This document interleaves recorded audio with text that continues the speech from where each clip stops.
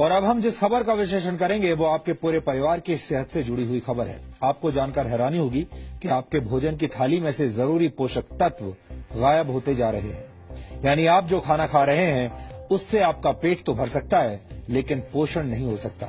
National institute of nutrition ने इसी वर्ष एक फूड कॉम्पोजिशन टेबल तैयार किया है, जिसके आधार पर इंडियन डायटिक एसोसिएशन यानी आईडीए ने भारतीय थाली से जुड़ा एक रिसर्च किया। इस रिसर्च के मुताबिक पिछले 30 वर्षों से भारतीय भोजन की ताकत और उसके पोषक तत्व लगातार कम हो रहे हैं। आपने अक्सर बड़े बुजुर्गों को ये कहते हुए सुना होगा कि पुराने जमाने में भोजन की बात ही कुछ और हुआ करती थी। हर चीज शुद्ध होती थी और आपका खाना शरीर को लगता था। बड़े बुजुर्गों की ये बात अब सच साबित हो रही है। आईडीए का रिसर्च इस बात को भी साबित करता है कि 30 वर्ष पहले खाने में शुद्धता की गारंटी आज के मुकाबले कहीं ज्यादा थी। आईडीए के मुताबिक गेहूं में 9% कार्बोहाइड्रेट कम हो चुका है। इसके अलावा बाजरे में 8.5% कार्बोहाइड्रेट कम पाया गया है। पिछले 30 वर्षों में मूंग की दाल में आयरन कंटेंट 6.12% कम हो गया है, जबकि मसूर की दाल में प्रोटीन 10% कम पाया गया। प्रोटीन हमारे शरीर के लिए बहुत जरूरी पोषक तत्व है और इसकी कमी से कई तरह की बीमारियां होती हैं। आटे और दाल के बाद सबसे ज्यादा इस्तेमाल होने वाली सब्जियों को भी चेक कर लीजिए। नए जमाने के आलू में विटामिन बी, मैग्नीशियम और जिंक की मात्रा पहले से कम पाई गई है। टमाटर में विटामिन बी, आयरन और जिंक की मात्रा में 66 से 73% तक की कमी देखी गई। फलों की बात करें तो सेब में आयरन कंटेंट पहले के मुकाबले 60% कम हो चुका है। यानी लो हीमोग्लोबिन और एनीमिया से पीड़ित लोगों को सिर्फ सेब के भरोसे अब नहीं रहना चाहिए। इस आंकड़े को देखने के बाद कई पुरानी कहावतों से आपका भरोसा उठ सकता है। अक्सर कहा जाता है an apple a day keeps the doctor away, यानी एक सेब हर रोज खाने से आप स्वस्थ रहते हैं और डॉक्टर से दूर रहते हैं। लेकिन इस दौर में ये कहावत भरोसा करने लायक नहीं रही, क्योंकि सेब के अंदर पोषक तत्व अब कम हो चुके हैं।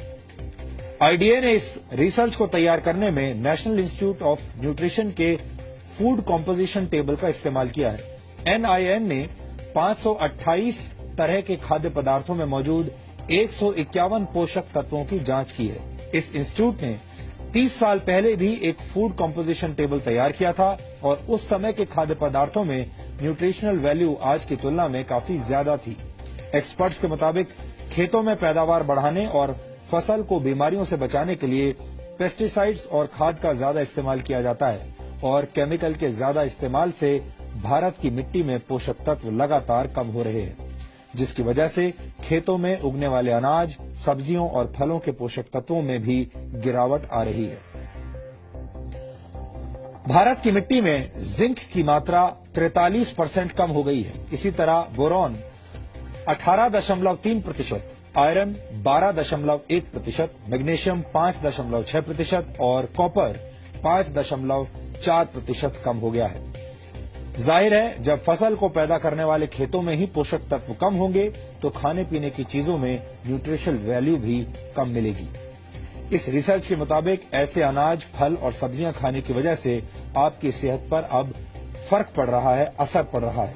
आपका शरीर कमजोर बुनियाद वाली उस इमारत की तरह है जिसमें हमेशा रोगों की आशंका बनी रहती है। भारत एक उभरती हुई आर्थिक शक्ति है। भारत दुनिया का सबसे युवा देश है।